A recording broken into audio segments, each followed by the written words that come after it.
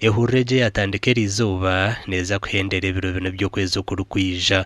On Wednesday, we're also having a series of activities.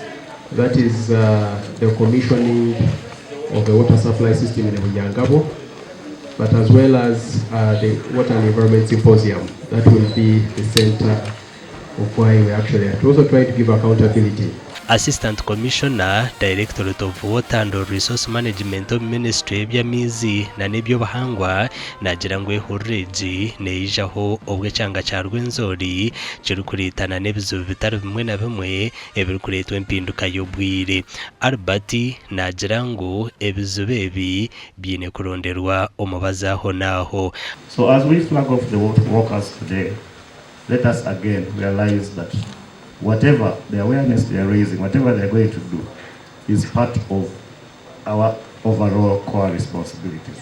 Albert konka nagira ngo nka ministry batandikire kuteekaho emiringo etari emwe n'emwe okumaraho ebizibu ebi. Gumwe aha miringo n'okutebeekanisa River Nyamwamba catchment plan egenderire kutoora n'abantu batari bamwe na bamwe okwenda ngu bakatandika kwegyesa abantu ba burijo aha miringo ei bakubaasa kukuumamu omugyera gwa Nyamwamba omuri district ya Kasese. These challenges, some of them are caused by anthropogenic, that's man-made.